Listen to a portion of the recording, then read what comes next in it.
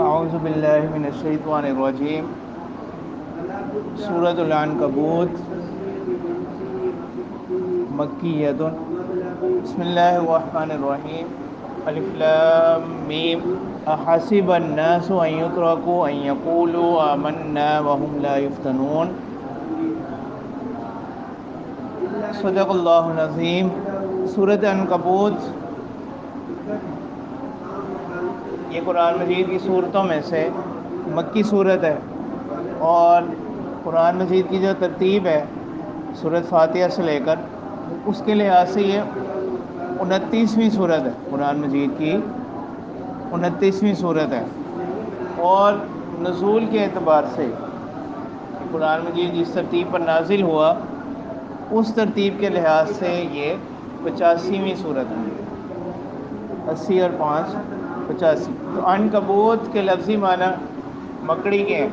اس صورت میں چونکہ مکڑی کا تذکر آتا ہے، اسی مناسبت سے اس صورت کا نام سورۃ عنکبوت، مشرکین کی مثال دی ہے نا مکڑی کے ساتھ، اسی مناسبت سے اس کا نام سورۃ عنکبوت۔ اس کو کہتے ہیں تسمیۃ الکل باسم الجز، کسی جز کی وجہ سے کل کو وہی نام دے دینا۔ تو چونکہ اس میں مکڑی کا واقعہ آتا ہے تو اسی مناسبت سے اس سورت کا نام سورۃ عنکبوت۔ آیات اس کی 70 سے ایک کم، اور رکوع اس کے 7 ہیں، اور اس کا آغاز اللہ تعالیٰ فرما رہے ہیں حروف مقطعات میں سے الف لام میم کے ساتھ۔ تو حروف مقطعات یہ کچھ کلمات ہیں، اور یہ قرآن مجید کی مختلف صورتوں کے شروع میں استعمال ہوتے ہیں۔ ان کو مقطعات اس وجہ سے بولا جاتا ہے کہ یہ مقطعات یعنی قطع کر کے پڑھے جاتے ہیں۔ صحیح الف لام میم، الف الگ پڑھا گیا، لام الگ پڑھا گیا، اور میم الگ پڑھا گیا، اسی وجہ سے ان کو حروف مقطعات بولتے ہیں۔ ایک بات یہ ہوگی۔ دوسری بات یہ کہ ان کے معنی کیا ہیں، اس کے بارے میں جمہور کی رائے یہ ہے کہ الف لام میم یا جتنے بھی حروف مقطعات قرآنی صورتوں کے شروع میں استعمال ہوتے ہیں یہ متشابہات میں سے ہیں۔ متشابہات کہتے ہیں کہ وہ چیزیں جن کے معنی اللہ کے سوا کسی کو معلوم نہیں۔ متشابہات اللہ کے سوا ان کے معنی کسی کو معلوم نہیں، اسی وجہ سے عام تراجم میں ان کا ترجمہ اللہ عالم بمرادہ اس سے کیا جاتا ہے کہ اس کے معنی اللہ ہی جانتے ہیں، اس کے معنی اللہ ہی۔ تو جمہور کا قول یہی ہے کہ حروف مقطعات جتنے بھی ہیں یہ متشابہات میں سے ہیں، یعنی ان کے معنی اللہ کے سوا کسی کو معلوم نہیں ہے۔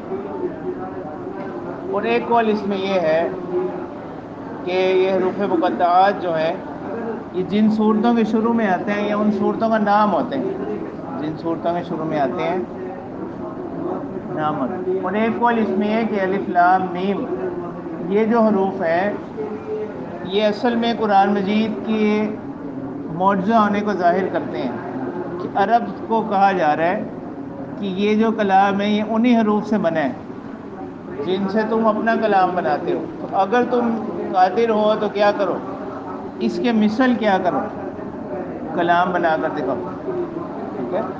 اور بعض تفسیروں میں بات آتی ہے کہ ان کے جو خطبہ ہوتے تھے عرب میں یا شعراء وغیرہ وہ اپنے کلام میں ان کو استعمال کرتے تھے، مگر نہ تو اگر یہ کوئی نئے لفظ ہوتے تو ایک اعتراض وہ قرآن مجید پر پھر یہی کرتے، اس میں ایسے کلمات استعمال کیے گئے ہیں،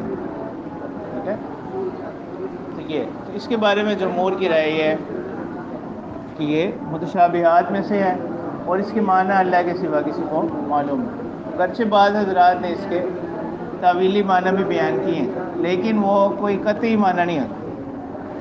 ان کے معنی بعض تفسیروں میں بیان کیے جاتے ہیں لیکن وہ قطعی معنی نہیں۔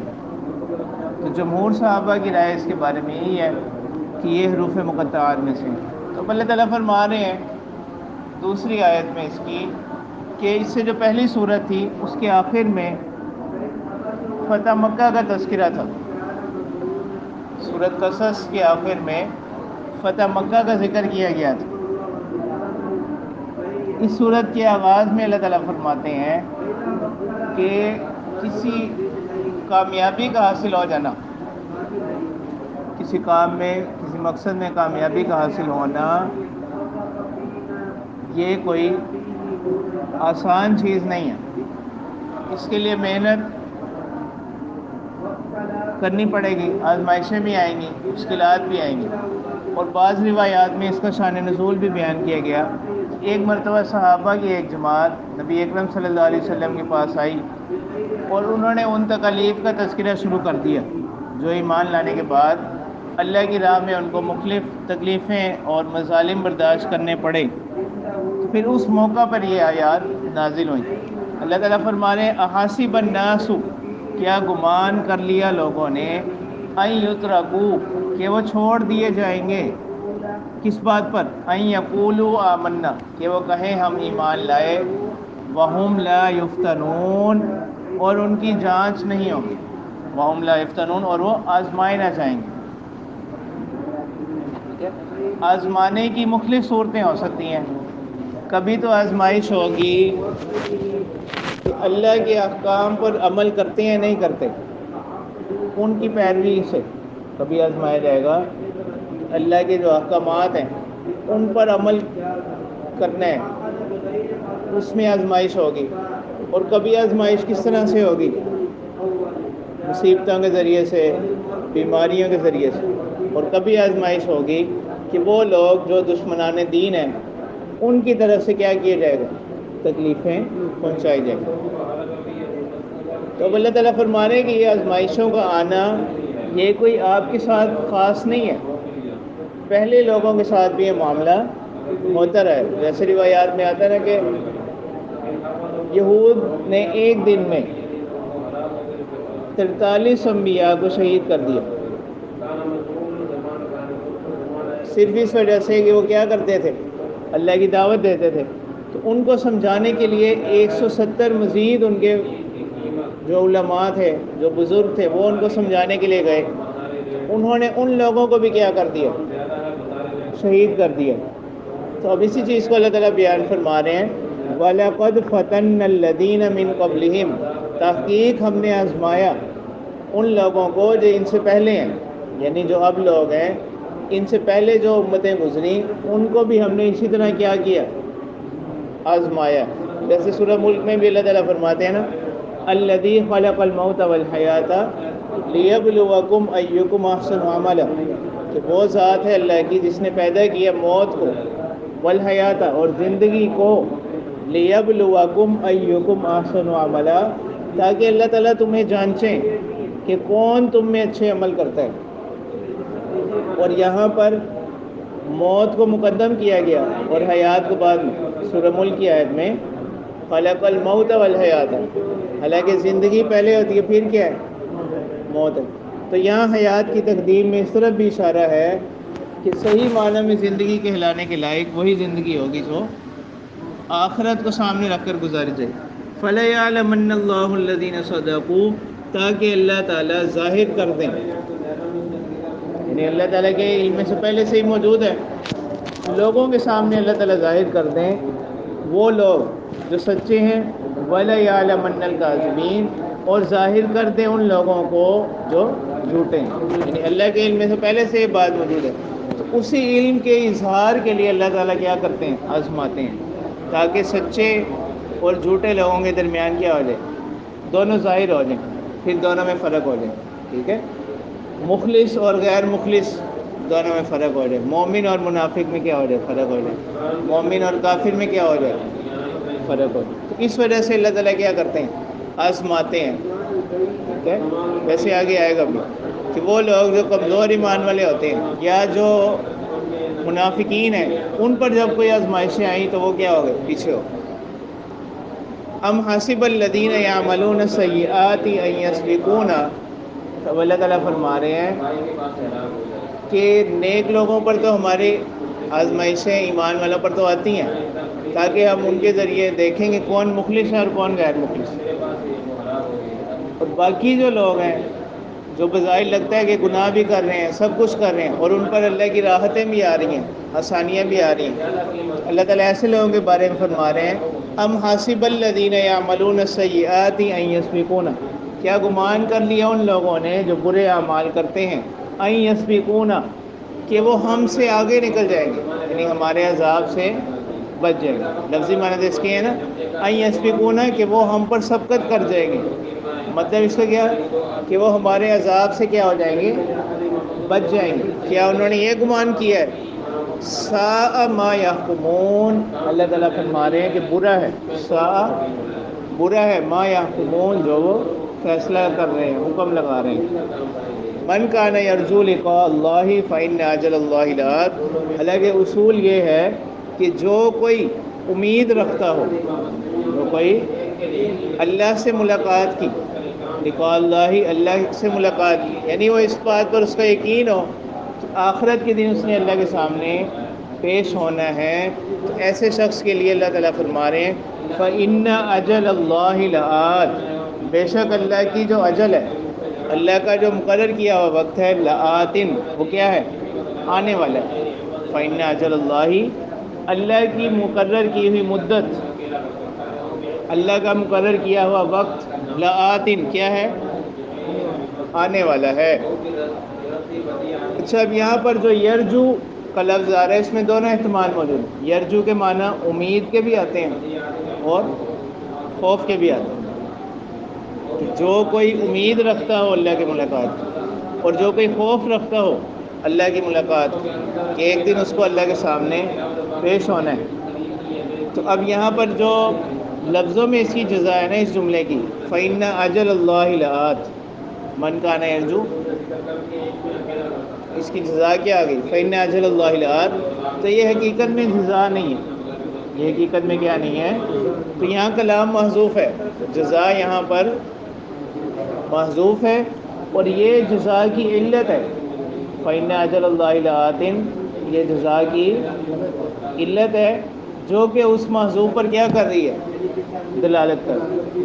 تو یہاں پر جو جزا محذوف ہے وہ کیا ہے، من کان یرجو لقاء اللہ، یعنی جو اللہ سے ملاقات کی امید رکھتا ہو، فلیتہیأ لہ ولیستعد لہ، اسے چاہیے کہ وہ اللہ سے ملاقات کے لیے کیا کرتا رہے، تیاری کرتا رہے۔ من کان یرجو لقاء اللہ، جو اللہ سے ملاقات کی امید رکھتا ہو، اسے چاہیے کہ وہ اللہ سے ملاقات کی کیا کرتا رہے، تیاری کرتا رہے۔ کیوں؟ اس کی علت کیا ہے، فإن اجل اللہ لآت، اس لیے کہ اللہ کا جو مقرر کیا ہوا وقت ہے وہ آنے ہی والا ہے۔ تو یہ جو علت ہے یہ کس پر دلالت کر رہی ہے، جزا محذوف پر۔ وَهُوَ السَّمِيعُ الْعَلِيمُ، اور اللہ تعالیٰ کی جو ذات ہے وہ سننے والی،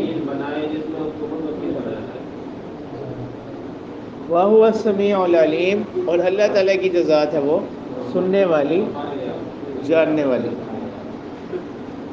وَمَنْ جَاهَدَ فَإِنَّمَا يُجَاهِدُ لِنَفْسِهِ، تو اب بظاہر جو پیچھے کہا گیا نا کہ ایمان لانے پر آزمائشیں بھی آئیں گی، مشکلات آئیں گی، تو اس سے بظاہر کسی کے ذہن میں سوال آ سکتا تھا کہ اس سے شاید اللہ کا مقصود کوئی اپنی بڑائی مقصود ہو، بندوں پر آزمائشیں بھیجنے سے اپنی بڑائی مقصود ہو۔ اس کا جواب دیا جا رہا ہے وَمَنْ جَاهَدَ فَإِنَّمَا يُجَاهِدُ لِنَفْسِهِ، کہ جو کوئی بھی کوشش کرے گا، محنت کرے گا، تو اس کی محنت اور کوشش کس کے لیے ہوگی، لنفسه، اپنی ہی ذات کے لیے۔ کیوں؟ ان اللہ لغنی عن العالمین، بے شک اللہ تعالیٰ جو ہے وہ کیا ہے، بے پرواہ ہیں، ٹھیک ہے، بے نیاز ہیں، عن العالمین، جہانوں سے، جہان والوں سے، یعنی اللہ تعالیٰ کو ان کے اعمال کی کوئی حاجت نہیں ہے، بلکہ اس سے مقصود انہی کا فائدہ ہے۔ والذین آمنوا وعملوا الصالحات، اور وہ لوگ جو ایمان لائے اور انہوں نے نیک اعمال کیے، لنکفرن عنہم سیئاتہم، ہم دور کر دیں گے، ہٹا دیں گے ان سے ان کی خطاؤں کو، وَلَنَجْزِيَنَّهُمْ أَحْسَنَ الَّذِي كَانُوا يَعْمَلُونَ، اور ان کو بدلہ دیں گے، وَلَنَجْزِيَنَّهُمْ أَحْسَنَ الَّذِي كَانُوا يَعْمَلُونَ، اور ہم ان کو بدلہ دیں گے اچھا الذی کانوا یعملون، جو وہ عمل کیا کرتے تھے۔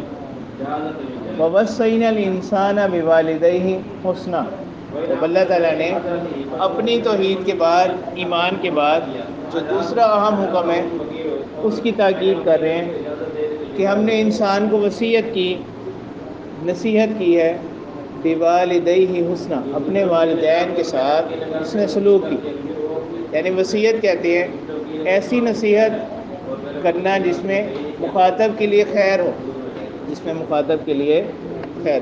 تو اللہ تعالیٰ فرمانے کہ ہم نے نصیحت کی انسان کو اپنے والدین کے ساتھ حسن سلوک کی، اگرچہ وہ کیا ہوں، والدین اس کے ملت پر نہ ہی ہوں، نہیں والدین اگرچہ کیا ہوں، جیسے حدیث میں آتا بھی ہے نا کہ وہ اگرچہ کافر ہی ہوں، پھر بھی ان کے ساتھ کیا کرنا ہے، اس سے سلوک کرنا ہے۔ ہاں البتہ اگر وہ کسی ایسی بات کا حکم دیں جو قرآن و سنت کے احکامات کے کیا ہو، منافی ہو، پھر ان کی اطاعت نہیں کی جائے گی۔ اس حدیث کی وجہ سے لا طاعۃ لمخلوق فی معصیت الخالق، کہ اللہ کی نافرمانی میں مخلوق کی اطاعت نہیں کی جائے گی۔ اور آگے اسی آیت میں بھی آ رہا ہے وَإِن جَاهَدَاكَ، اگر وہ کیا کریں، لِتُشْرِكَ بِی، اگر وہ جاہداکا یعنی کوشش کریں تجھ پر، لِتُشْرِكَ بِی، کہ تم میرے ساتھ شریک ٹھہراؤ، ما لیس لک بہ علم، ایسی چیز کہ لیس لک بہ علم، کہ آپ کو اس کا علم نہیں ہے، فلا تطیعہما، ان کی ہرگز کیا نہ کرو، اطاعت نہ کرو۔ الیہ مرجعکم، اس لیے کہ اگر تم کیا کر لو گے، ایسا خدا نہ خاصہ اگر ان کی اطاعت کر بھی لی تو انجام کیا ہوگا، الیہ مرجعکم، تمہارا لوٹنا الیہ، میری ہی طرف ہوگا، فَأُنَبِّئُكُم بِمَا كُنتُمْ تَعْمَلُونَ، تو میں تمہیں خبر کر دوں گا جو تم اعمال کیا کرتے تھے۔ کنتم آگے، تعملون تو یہ ماضی استمراری ہو جائے گا۔ والذین آمنوا وعملوا الصالحات لندخلنہم فی الصالحین، تو اللہ تعالیٰ فرمانے ہیں کہ جو لوگ ایمان لائیں گے ان کا انعام کیا ہوگا، کہ وہ لوگ جو ایمان لائے اور انہوں نے نیک اعمال کیے ہم ان کو داخل کریں گے ضرور فی الصالحین، نیکوکاروں۔ لام بھی تاکید کا آگے اور آگے نون تاکید، لندخلنہم، ہم ان کو ضرور کیا کریں گے، داخل کریں گے فی الصالحین، نیک لوگوں میں۔ وَمِنَ النَّاسِ مَن يَقُولُ آمَنَّا بِاللَّهِ، اچھا یہ جو آیت گزری ہے والدین سے اس نے سلوک کے حوالے سے، وَوَصَّيْنَا الْإِنسَانَ بِوَالِدَيْهِ حُسْنًا، اس کا شان نزول حضرت سعد بن ابی وقاص رضی اللہ تعالیٰ عنہ، تو جس وقت وہ ایمان لے آئے، ان کی والدہ نے یہ اعلان کیا کہ جب تک تم دوبارہ کیا نہیں کرو گے، کفر کا اعلان نہیں کرو گے، نہ تو میں کچھ کھاؤں گی اور نہ ہی کچھ پیوں گی، نہیں انہوں نے۔ تو حضرت سعد بن ابی وقاص رضی اللہ تعالیٰ عنہ کو جب یہ بات معلوم ہوئی تو وہ اپنی والدہ کے پاس گئے اور انہوں نے کہا کہ اگر آپ 100 مرتبہ بھی یہ بات کریں اور آپ 100 مرتبہ آپ کو موت آئے پھر زندگی ہے، 100 مرتبہ بھی ایسا ہو، پھر بھی میں اپنے اس دعوے سے کیا نہیں ہٹوں گا، پیچھے نہیں ہٹوں گا۔ پھر اس حوالے سے یہ آیات نازل ہیں۔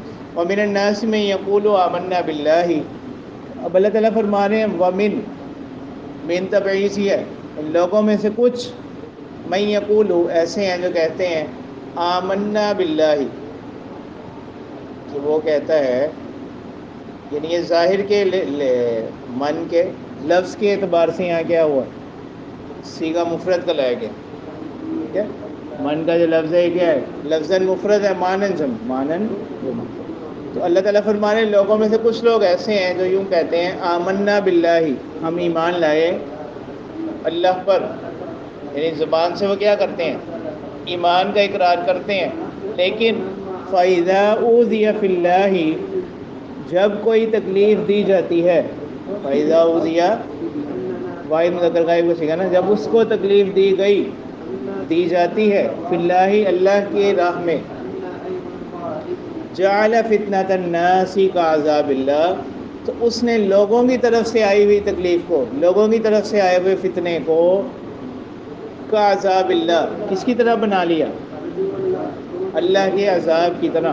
وَلَئِن جَاءَ، یعنی جو ظاہری طور پر اسے کوئی تکلیف آئی نا، کسی دوسرے سے پہنچی ہے، تو اس نے اس تکلیف کو کس کی طرح سمجھ لیا؟ اللہ کے عذاب کی طرح. وَلَئِن جَاءَ نَصْرٌ مِّن رَبِّكَ، اور دوسری طرف اگر مدد آ جائے، اگر کیا آ جائے؟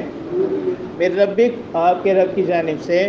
لَيَقُولُنَّ، تو یہ لوگ کہتے ہیں، جمع کا صیغہ لَيَقُولُنَّ، تو یہ کہتے ہیں اِنَّا كُنَّا مَعَكُمْ، کہ ہم تو کیا تھے؟ اِنَّا، بے شک ہم، كُنَّا مَعَكُمْ، تمہارے ساتھ تھے. یعنی جب اللہ کی طرف سے کوئی مدد آ جائے، فتح حاصل ہو جائے، مال غنیمت حاصل ہو جائے، پھر یہ مسلمانوں کو کہتے ہیں کہ ہم تو کیا تھے؟ تو اب اللہ تعالیٰ فرما رہے ہیں اَوَلَيْسَ اللَّهُ بِأَعْلَمَ بِمَا فِي صُدُورِ الْعَالَمِينَ، کیا اللہ تعالیٰ جاننے والے نہیں ہیں؟ بما، اس چیز کو، فی صدور العالمین، جو جہان والوں کے سینوں میں چھپی ہوئی. یعنی اللہ تعالیٰ یہ اگرچہ ظاہر سے یہ ظاہر کر رہے ہیں کہ ہم مسلمانوں کے ساتھ ہیں آسانی کی صورت میں، اور جب تنگی آتی ہے تو یہ واویلا مچانا، شور مچانا شروع کر دیتے ہیں. تو اللہ تعالیٰ فرمانے کہ اللہ تعالیٰ جاننے والے نہیں ہیں بما فی صدور العالمین، اس چیز کو جو کس میں ہے؟ جہان والوں کے سینوں میں. یعنی زبان سے تو وہ جو بھی کہتے رہیں، ان کے سینوں میں جو بھی پوشیدہ ہے اس کو اللہ تعالیٰ جاننے والے ہیں. اور یہ استفہام انکاری ہے، ٹھیک ہے، یعنی اللہ تعالیٰ جاننے والے ہیں. استفہام کی نفی ہو رہی ہے نا، تو استفہام کی نفی ہوگی تو کیا ثابت ہوگا؟ اس بات، ٹھیک ہے. وَلَيَعْلَمَنَّ اللَّهُ الَّذِينَ آمَنُوا، اور اس وجہ سے بھی تاکہ اللہ تعالیٰ ظاہر کر دیں، تاکہ اللہ تعالیٰ ان لوگوں کو جو ایمان لائے. وَلَيَعْلَمَنَّ الْمُنَافِقِينَ، اور ان لوگوں کو ظاہر کر دے جو کون ہیں؟ منافقین. تو یہ تو منافقین کی بات ہوگی. تیسرا گروہ کفار کا. کفار یہ کہتے تھے ایمان والوں سے کہ اگر تم کیا کرو، ایمان چھوڑ کر ہمارے راستے پر آ جاؤ نا، تو اگر تم کہیں یہ سمجھتے بھی ہو کہ اس پر کیا ہوگا، کوئی گناہ ہوگا، تو ہم تمہارے گناہوں کا کیا کر لیں گے؟ بوجھ اٹھا لیں گے. اگر تم کسی آخرت کے قائل بھی ہو گئے ہو اور تم یہ سمجھتے ہو کہ ایمان سے واپس آنے پر ہمیں کوئی گناہ ہوگا، تو اگر کوئی گناہ ہوا تو اس کا بوجھ ہم اپنے ذمہ لیتے ہیں. تو اس پر پھر یہ آیات نازل ہیں. اللہ تعالیٰ فرما رہے ہیں وَقَالَ الَّذِينَ كَفَرُوا لِلَّذِينَ آمَنُوا، اور کہا ان لوگوں نے جو کافر ہیں، کن سے؟ لِلَّذِينَ آمَنُوا، کن لوگوں سے کہا؟ ایمان والوں سے. اتبعوا سبیلنا، ہمارے راستے کی کیا کرو؟ اتباع کرو، پیروی کرو. کیوں؟ وَلْنَحْمِلْ خَطْوَایَاکُمْ، ہم بوجھ اٹھا لیں گے تمہاری خطاؤں کا بھی. وما، اللہ تعالیٰ فرما رہے ہیں وَمَا هُمْ بِحَامِلِينَ مِنْ خَطْوَایَاهُمْ مِنْ شَيْءٍ، حقیقت میں اللہ تعالیٰ فرما رہے ہیں کہ یہ ان کی خطاؤں میں سے کچھ بھی اٹھانے والے نہیں ہیں. وَمَا هُمْ بِحَامِلِينَ، نہیں ہے یہ اٹھانے والے، مِنْ خَطْوَایَاهُمْ، ان کی خطاؤں میں سے، مِنْ شَيْءٍ، کچھ بھی. شَيْءٍ کی تنوین تقلیل کے لیے، یعنی معمولی سا بوجھ بھی نہیں اٹھائیں گے. اِنَّهُمْ لَكَاذِبُونَ، بے شک یہ لوگ کیا ہیں؟ ٹھیک ہے. اللہ تعالیٰ فرما رہے ہیں آخرت کے دن یہ کہیں گے ہم نے تو ایسا کہا ہی نہیں تھا، یہاں یہ تو تم نے خود ایسا کیا تھا. لیکن اللہ تعالیٰ فرما رہے ہیں چونکہ انہوں نے ان کو کیا کیا؟ گمراہ کیا، گمراہی کی طرف دعوت دی، تو اس گمراہی کی طرف بلانے کا بوجھ بھی کیا کرنا پڑے گا؟ اپنے بوجھوں کے ساتھ ساتھ دوسروں کو جو یہ گمراہ کرتے ہیں اس کا بوجھ بھی ان پر آئے گا. وَلَيَحْمِلُنَّ أَثْقَالَهُمْ، وہ ضرور اٹھائیں گے اپنے بوجھ. وَلَيَحْمِلُنَّ أَثْقَالَهُمْ، وہ ضرور اٹھائیں گے أَثْقَالَهُمْ، اپنے بوجھ. وَأَثْقَالًا مَعَ أَثْقَالِهِمْ، اور ایک اور بوجھ. وَأَثْقَالًا، اور دیگر بوجھ. مَعَ أَثْقَالِهِمْ، اپنے بوجھوں کے ساتھ، یعنی اپنا جو بوجھ ہے اس کے ساتھ ساتھ اور بوجھ بھی اٹھائیں گے. اور وہ بوجھ کس کا ہوگا؟ جو دوسروں کو گمراہ کیا کرتے ہیں. وَلَيُسْأَلُنَّ يَوْمَ الْقِيَامَةِ، اور اس کے ساتھ ساتھ پوچھے جائیں گے قیامت کے دن عَمَّا كَانُوا يَفْتَرُونَ، جو یہ باتیں بنایا کرتے تھے، جو یہ باتیں بنایا کرتے تھے اس کے بارے میں بھی ان سے کیا ہوگی؟ سوال ہوگا. چلیں بس اس میں